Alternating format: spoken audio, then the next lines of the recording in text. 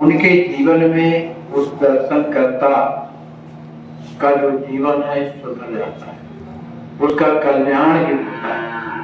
महापुरुष कौन कहलाते हैं? महापुरुष कहलाते हैं जो सबका कल्याण सोचते हैं।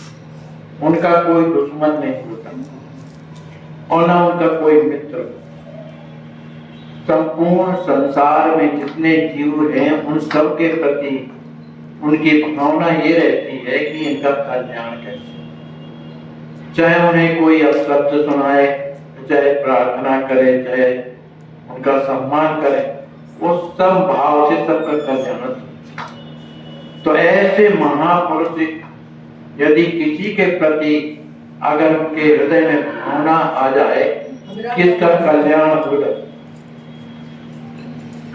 हो, इस तरह की भावना यदि आती है तो उसका निश्चित रूप से कल्याण होता है। साधुओं के जीवन में सबसे बड़ी विशेषता ये रहती है कि साधु किसी का अपकार नहीं करते सिवा उपकार के। दूसरों का पर उपकार वचन मन काया, संत स्वभाव सहज खगराया। वो हमेशा दूसरों के उपकार में लगे रहते हैं। तो संत हमेशा दूसरों पे उपकार करने के कारण उनके हृदय में सबके प्रति दया, सबके प्रति सद्भाव और सबके कल्याण की भावना बनी रहती। आज जहां जगाई और मघाई जहां रहते हैं, आज वहां ही मने महाराज जो गौरांग देव थे उन्हीं के ही मोहल्ले में जगाई और मघाई ने डेरा डाल, वहां तंबू लगा दिया। तंबू लगाने के बाद अब वो तो रोजाना उनका कार्य था मदिरा पीना, मांस पाना, खाना और लोगों को बिना काम का प्रताड़ित करते रहते थे। ये दोनों भाई अत्यंत ही निकृष्ट कर्म करते थे। इनके हृदय में किसी तरह की दया नहीं थी। जिनका मन चाहे जिसके ऊपर चाहे दो जो दंड देने लगते, मारने लगते, पीटने लगते, लोग इनसे अत्यंत डरा करते थे। अब जब उनका डेरा उसी मोहल्ले में पड़ गया तो एक दूसरे लोग आपस में कहते हैं कि भैया ये जो रात में कीर्तन करते हैं इनके कारण हमें सोने को नहीं मिलता है। ये रात भर कीर्तन करते हैं, बड़े जोर से करते रहते हैं। अब ये दोनों जगाई और मघाई इस मोहल्ले में आ गए हैं तो निश्चित रूप से इनका कीर्तन बंद हो जाएगा, तो हम लोग बड़े आराम से सोएंगे। इस तरह की भावना के भी लोग थे और इस तरह का मन में विचार करके बड़े प्रसन्न होते थे। अब चूंकि महाचैतन्य प्रभु का घर उन्हीं के पास में था, गंगा जी के समीप में था, तो जिस घाट में महाप्रभु स्नान करने के लिए जाते उसी घाट पे रास्ते में ये जगाई और मघाई दोनों तंबू बना करके वहां रहते थे। उनके साथ सेना रहती थी। तो ये बाहर मदिरा पी करके बैठ जाते। कोई भी वहां से निकलता तो नशे में चूर होने के कारण उनसे बातें करते, अगर ठीक से उत्तर न दिया या कुछ भी है तो उस पर आघात पहुंचा देते। अब रोजाना शाम के कीर्तन होता था और कीर्तन में सभी कोई आकर के कीर्तन करते थे। अब कोई ढोल बजाता था, कोई मृदंग बजाता था, कोई मंजीरा बजाता था, सुंदर भगवान के नामों का कीर्तन होता था। संकीर्तन जो भगवान का नाम है वो समस्त दोषों को दूर करने वाला ऐसा कीर्तन की जब ध्वनि इन दोनों भाइयों के कान में जब पड़ती है तो चूंकि ये नशा में चूर थे लेकिन फिर भी उनकी सुंदर मधुर ध्वनि कीर्तन की सुन करके इनके मन में बड़ी प्रसन्नता होती। वो खाट में पड़े पड़े बड़े प्रसन्न हो रहे थे। आहा, कितना सुंदर लग रहा है, भगवान का नाम कितना आनंद देने वाला है। इस तरह का ये आपस में दोनों बातें कर रहे थे। कीर्तन की ध्वनि सुनते सुनते जब इनके हृदय में आनंद प्रकट होता है, तब ये दोनों के दोनों उठ करके रात्रि में ही और वहां नृत्य करने लगते। इन्हें कीर्तन अत्यंत मनमोहक लगने लगा और बड़े प्रसन्न होते हैं कि देखो तो कितना सुंदर कीर्तन करते हैं।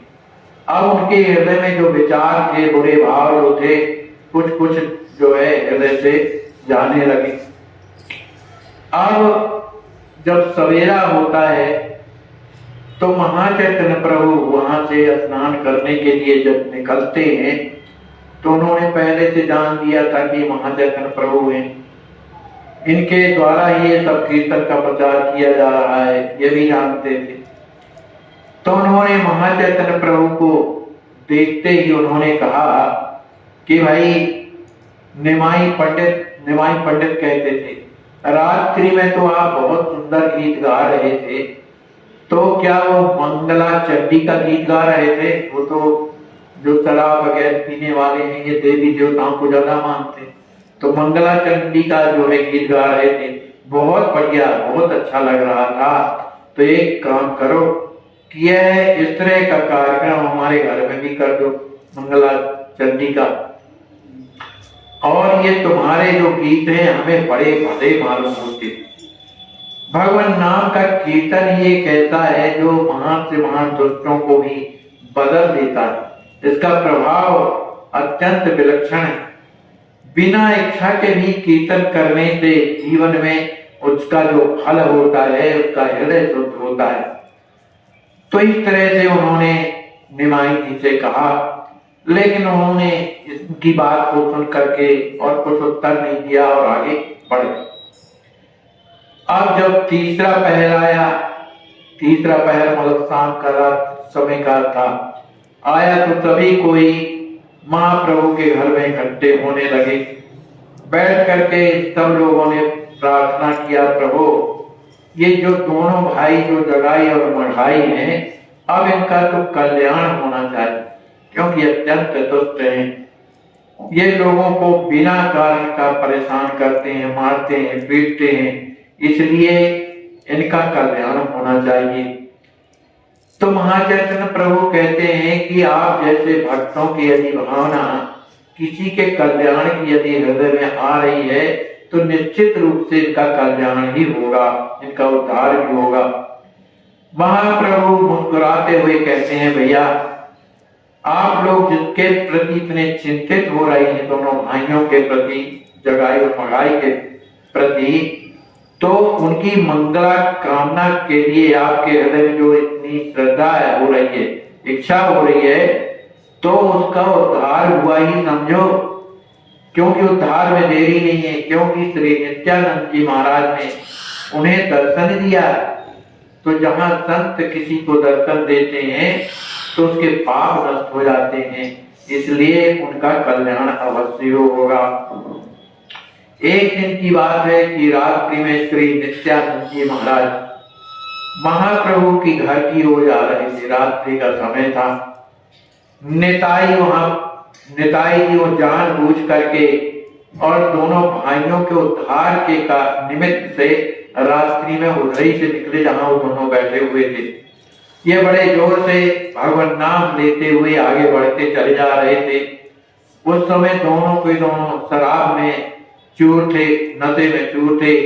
नित्यानंद जी को रात्रि में उधर से आते देख करके कहते हैं, अरे भाई तुम लोग, आप कौन हो, कहाँ जा रहे हो, क्या काम है? लेकिन उन्होंने कुछ उत्तर नहीं दिया, चुप रहे।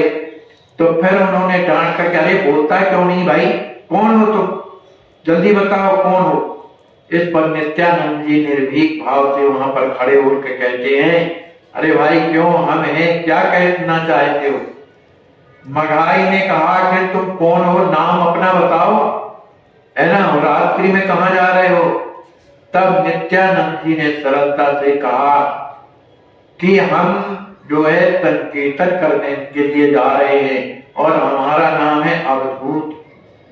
अवधूत का नाम सुनते जो मघाई था वो चढ़ गया, अरे ये कोई नाम होता है, हमने तो आज तक ऐसा नाम नहीं सुना। अवधूत, अवधूत तो नाम कहीं होता नहीं, ना हमने कभी सुना है। लगता है ये महाबदमाश, ये बदमाश है और ये हमसे दिल लगी करता है। ऐसा कह करके वो जो शराब में चूर था वो उठ करके खड़ा हुआ और उसने क्या किया कि एक खोपड़ा था उसका, घड़े का नहीं, टूटे फूटे घड़े पड़े रहे थे, उसी को उठाया और बड़े जोर से बड़े तेजी से नित्यानंद जी के खोपड़े में मार दिया। जब मार दिया तो वो घड़ा तो पूरा फूट गया, लेकिन उसका एक टुकड़ा नित्यानंद जी के जाकर के सिर में घुस गया, जिससे रक्त की धार बहने लगी। इतनी धार बहने लगी कि नित्यानंद जी रक्त से बिल्कुल लथपथ हो गए और रक्त बह रहा है। नित्यानंद जी को इस पर क्रोध नहीं आया। देखो ये है सब कि खून बह रहा है और कष्ट हो रहा है, उस मारने वाले के प्रति उनके हृदय में कोई क्रोध की भावना, इसीलिए महापुरुष कहलाते हैं। कोई क्रोध नहीं आया और आनंद से भगवान नाम कीर्तन करने लगे और नृत्य करने लगे। और यहाँ सिर से खून बह रहा है, पूरे जो पहने हुए थे कपड़े वो भीग गए, वहां की जमीन रक्त से भीग गई, उनकी बड़ी स्थिति बिगड़ गई। लेकिन वे कीर्तन कर रहे और कीर्तन करते करते प्रभु से प्रार्थना करते, हे प्रभु इनकी रक्षा करो, इनके ऊपर कृपा करो, है ना। इस तरह से नित्यानंद जी तो प्रेम में डूबे हुए थे और ये दोनों, उसमें एक और था जो जगाई, जिसका नाम था, तो मगाई पुनः मारने के लिए जैसे ही दौड़ा तो जगाई ने कहा, अरे भाई तुम ये क्या करते हो, साधु हैं, इनसे तुम्हारा क्या देना देना है, वैसे आपने मार दिया तो उनके सिर से खून गिर रहा है, अब ऐसा मत करो। तो उसके रोकने से वो कुछ बोला नहीं। अब किसी ने जाकर के वहां पर महाचैतन्य प्रभु को ये सब बातें बताई कि नित्यानंद जी के सिर से खून गिर रहा है, मघाई ने मार दिया है। अब तो इधर महाराज जो है सब कुछ उपदेश कर रहे थे, भगवान कृष्ण की कथा सुना रहे थे गौरांग महाप्रभु। पर जैसे ही उन्होंने सुना कि नित्यानंद जी को मारा है भाई ने, तो वहां से दौड़े, क्योंकि उनके प्रति स्नेह था। उनके साथ में और भी भक्त दौड़ते हैं। जब आते हैं तो देखते हैं कि ये बड़ी उन्मत्त के साथ भगवान का कीर्तन कर रहे हैं, लेकिन उनके शरीर से खून रक्त बह रहा है, धार बह रही है, उनका संपूर्ण शरीर एकदम लाल रंग का हो गया है, लेकिन भगवान का कीर्तन कर रहे हैं। नित्यानंद के उस रक्त को देख करके प्रभु का खून खोलने लगा, माने श्री गौरांग महाप्रभु का खून खोलने लगा। वे अपनी प्रतिज्ञा भूल गए और आकाश की ओर देख करके चक्र चक्र ऐसा जब कहने लगे तो नित्यानंद जी ने चरण पकड़, प्रभु ये क्या आप कह रहे हैं, उसको मारना थोड़ी है, उसको किसी तरह उसके ऊपर आप कृपा करिए, चक्र के सहारे उसको मारने से लाभ क्या होगा। बड़े दुखी होते हैं, प्रार्थना करते हैं। फिर उन्होंने कहा कि नित्यानंद जी की, ये प्रभु ये दोनों भाइयों में से जो इनका भाई जो मघाई है उन्होंने ये कष्ट दिया है, लेकिन जगाई ने तो कृपा किया है, नहीं तो दोबारा ये मारने जा रहा था। तो बड़ी कृपा, तो दुष्टता तो मघाई ने, लेकिन इनको क्यों कष्ट दे रहे आप जगाई को। इस तरह से जब प्रार्थना किया नित्यानंद जी ने तो उनका जो क्रोध था कुछ समाप्त हुआ, लेकिन फिर भी उनका जो पूर्ण रूप से क्रोध था वो शांत नहीं हुआ। जब शांत नहीं हुआ तो वहां पर जो मुरारी गुप्त थे और महावीर दास जी थे, इन्हें भी आवेश आ गया कि आज तो इस मघाई को दंड मिलना ही चाहिए। और भी लोग भक्त बड़े जोर से माने वहां पर नाराज हो करके और कुछ ना कुछ बातें कहने लगे, तो वहां खलबली मच गई। आखिर मढ़ाई को ये लगा कि निश्चित रूप से मुझे मारेंगे। अब तो बहुत डर गया। अब उसी समय उसे अनुभव हुआ ऊपर की ओर, जब देखा उसने तो उसे दिखाई दिया कि चक्र चला आ रहा है। रात्रि के समय वो चक्र ऊपर से चला आ रहा है और उसमें अत्यंत प्रकाश है। उसको देख करके जगाई और मढ़ाई अत्यंत भयभीत हो गई। जब भयभीत हो जाते हैं वो सोचने लगे कि अब निश्चित से रूप से हमारा जो है शरीर, माने शरीर शांत हो जाएगा, माने हम मर जाएंगे। इस तरह से बड़ा दुखी होता है। तो श्री हरिदास जी माने जो नित्यानंद जी महाराज जी के चरणों को पकड़ लेते हैं, हरिदास जी के नहीं, गौरांग महाप्रभु के। अरे प्रभु ये क्या कर रहे हैं, इनका वध थोड़ी करना है, इन पर तो आप कृपा करिए, क्षमा कीजिए। और फिर इसका जो भाई जगाई है ना, इसने तो मेरी रक्षा किया है, उसने मना किया है।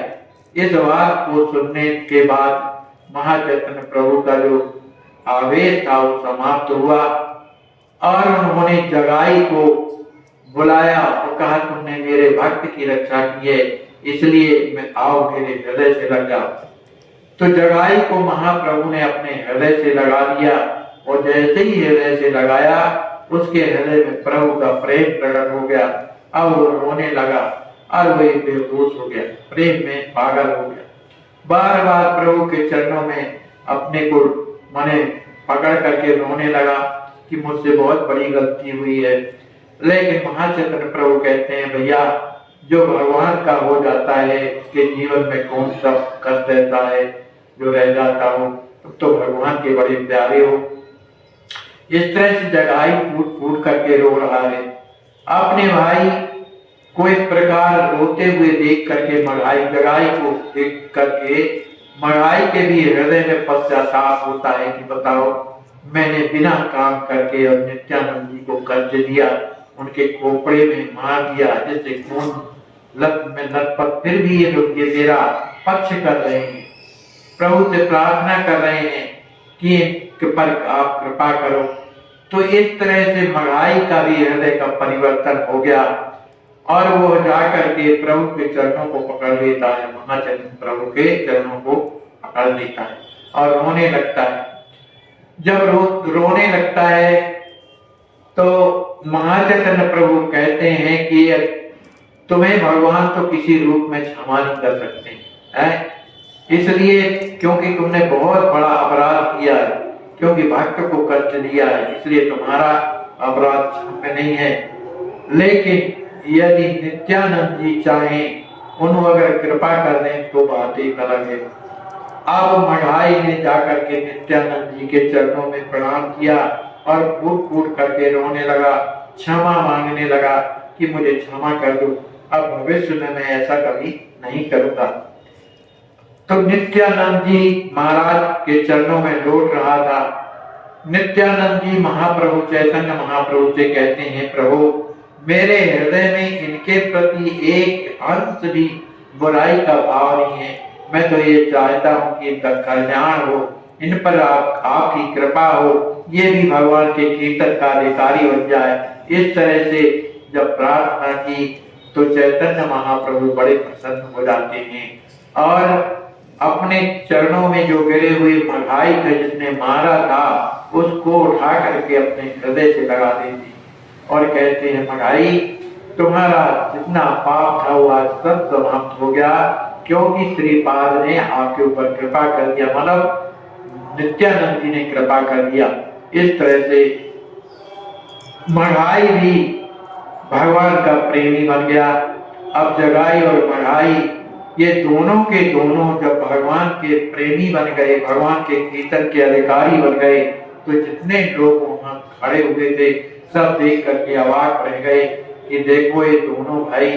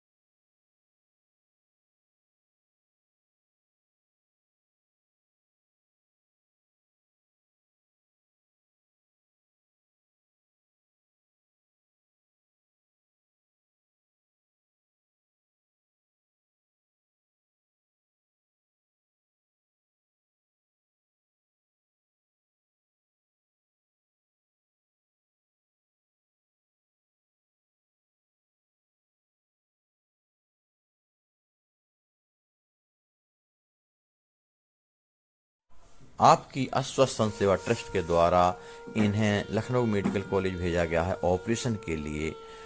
बहुत कष्ट है, बिना ऑक्सीजन के इनके प्राण नहीं रह सकते हैं।